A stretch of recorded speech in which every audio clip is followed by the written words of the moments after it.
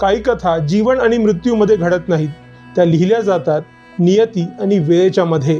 ही कथा आहे अशा लोकांची, त्यांनी मृत्यूला तर हरवलं पण जीवन कधी पूर्णपणे जिंकू शकले नाहीत. ऋषी मार्कंडेय, राजा बली, अश्वत्थामा आणि परशुराम, 4 नावे, 4 वेगळे मार्ग, पण त्यांच्यावर एकच ओझं होतं, ते म्हणजे अमरत्वाचं ओझं. या कथा वरदानाच्या नाहीत, या कथा आहेत जबाबदारीच्या, प्रतीक्षेच्या आणि साक्षीदार बनण्याच्या. कारण कधी कधी सर्वात मोठी शिक्षा मृत्यू नसते, सर्वात मोठी शिक्षा असते जिवंत राहणं. एक ऋषी होते, त्यांचं नाव होतं ऋषी मृकंडू. त्यांची तपस्या ही खूप कठोर होती, पण त्यांच्या आयुष्यात एक उणीव होती, त्यांना अपत्य नव्हतं. त्यांच्या आश्रमात रोज एकच प्रार्थना घुमत होती की देवा, आम्हाला एक पुत्र दे. त्यांच्या या तपस्येमुळे देव त्यांच्यावर प्रसन्न झाले, पण देवाने त्यांच्यासमोर एक अट ठेवली. देवाने त्यांना सांगितलं की तुम्हाला एक निवड करावी लागेल, एक दीर्घ आयुष्य असलेला साधा मुलगा किंवा अतिशय तेजस्वी, पण तो मुलगा फक्त 16 वर्ष जगणार. मृकंडू ऋषीने यावर जास्त विचार केला नाही. त्यांनी दुसरा पर्याय निवडला, ज्ञान आणि भक्तीचा.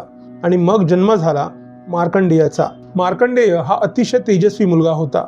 तो मातीत बसून शिवांचं नाव लिहायचा. त्याच्या डोळ्यात एक विचित्र शांतता होती, जसं त्याला माहिती होतं की वेळ खूप कमी आहे. दिवस जात राहिले आणि मग 16 वर्ष जवळ आलं. आश्रमात शांतता पसरली आणि मग ती रात्र आली जेव्हा स्वतः यमराज तिथे आले. त्यांच्या हातात मृत्यूचं जाळं होतं, पण मार्कंडेय पळाला नाही. तो तिथेच उभा राहिला आणि शिवलिंगाला घट्ट मिठी मारली.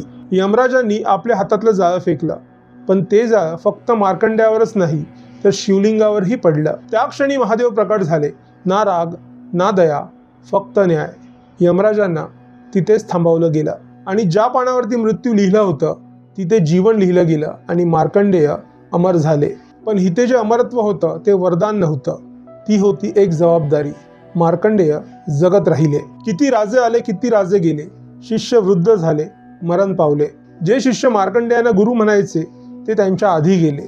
युग बदलले गेले आणि एक दिवस प्रलय आला. समुद्राने पृथ्वीला गिळून टाकले. जमीन आणि आकाश यात काहीच फरक उरला नाही. सगळीकडे फक्त शून्य होता आणि त्या शून्यात मार्कंडेय ऋषी फक्त एकटे होते. तेव्हा मार्कंडेय ऋषीने भगवान विष्णूंना एका बाळाच्या रूपात पाहिलं. त्यांच्या श्वासाने सृष्टी निर्माण होत होती आणि त्यांच्या श्वासानेच सृष्टी संपत होती. तेव्हा मार्कंडेय ऋषींना हे समजलं की अमरत्व म्हणजे जीवन नाही, अमरत्व म्हणजे साक्षीदार बनणं. तुम्ही सगळ्यांचा शेवट पाहता, पण तुमचा कधी शेवट येत नाही. आणि तेव्हा ज्ञान पण हे एक ओझं वाटतं. त्यांच्या आठवणी त्यांच्या शिक्षा बनल्या. शेवटी मार्कंडेय थकले. त्यांनी ना युद्ध केलं ना त्यांनी मरण मागितलं, त्यांनी फक्त स्वतःला सोडून दिलं. त्यांची कहाणी सांगते की ते विष्णूंमध्ये विलीन झाले. ना मृत्यू ना जीवन, फक्त विलय. एक राजा होता बली चक्रवर्ती. तो दैत्य वंशात जन्माला आला होता, पण त्यांचं राज्य दैत्यासारखं बिलकुल नव्हतं. बली राजाची ताकद लोकांना घाबरवत नव्हती, तर ती लोकांना सुरक्षित ठेवत होती. प्रजेला देवापेक्षा आपल्या राजावरती जास्त विश्वास होता. बली राजासाठी त्याचं राज्य एक सत्ता नव्हती, तर ती एक जबाबदारी होती. आणि याच जबाबदारीमुळे ते महान झाले आणि याच महानतेतून संघर्ष सुरू झाला. राजा बलीने इंद्राला सुद्धा हरवले आणि देवांच्या हातातून स्वर्ग निसटला. राजा बलीचे शौर्य बघून देव घाबरले आणि सगळे देव भगवान विष्णूंना शरण गेले. विष्णू आले. त्यांच्या हातात ना चक्र होतं ना शंख. विष्णूंनी एका छोट्या ब्राह्मण मुलाचा अवतार घेतला होता. तो अवतार म्हणजे वामन अवतार. बलीराजाचं यज्ञ सुरू होतं. मंत्र घुमत होते. तेव्हा तो ब्राह्मण मुलगा राजाच्या समोर उभा राहिला. तो ब्राह्मण मुलगा राजाला म्हणाला की मला फक्त 3 पावलं जमीन दे. दरबारात हसू पसरला, कारण की चक्रवर्ती राजासाठी 3 पावलं जमीन काहीच नव्हती. पण शुक्राचार्य घाबरले. त्यांना समजलं की हा ब्राह्मण मुलगा कोणी साधारण नाही, तर ते भगवान विष्णू आहेत. पण राजा बली हसले आणि म्हणाले, जरी भगवान विष्णू माझ्याकडे काही मागायला आले आहेत, तर राजा म्हणून त्यांना देणं हे माझं कर्तव्य आहे. वचन दिलं गेलं आणि नियतीने अचानक दिशा बदलली. वामन हळूहळू मोठे होऊ लागले. त्यांनी पहिल्या पावलात पूर्ण पृथ्वी मोजली, दुसऱ्या पावलात पूर्ण आकाश मोजलं आणि तिसऱ्या पावलासाठी आता काहीच उरलं नव्हतं. तेव्हा राजा बली भगवान विष्णूंना म्हणाले की तिसरं पाऊल तुम्ही माझ्या डोक्यावरती ठेवा. विष्णूंनी त्यांना पाताळात पाठवलं, पण त्यांना मारलं नाही. त्यांना अमर केलं आणि पाताळाचा राजा बनवलं. लोक म्हणतात की दरवर्षी ओणमच्या दिवशी बलिराजा पृथ्वीवरती येतात. ओणम हा फक्त सण नाही, तर तो न्यायी राजाची एक आठवण आहे. आणि असे सांगितले जाते की कलियुग संपल्यानंतर बलिराजा पुन्हा परत येतील. आता कथा अशा नावाची जो युद्ध संपल्यानंतरही शांत झाला नाही. अश्वत्थामा. अश्वत्थामा हे द्रोणाचार्याचे पुत्र होते. लहानपणापासूनच त्यांनी युद्ध पाहिलं. त्यांच्या कपाळावरती एक दिव्य मणी होती. त्या मणीचं काम होतं त्यांना भूक, थकवा आणि मृत्यूपासून दूर ठेवणे. पण कुरुक्षेत्रात द्रोणाचार्य जेव्हा मारले गेले तेव्हा अश्वत्थामा आतून तुटले. त्यांना राग नव्हता, पण ते आतून पूर्णपणे रिकामे झाले होते. अश्वत्थामाने त्या रात्री एक भयंकर चूक केली.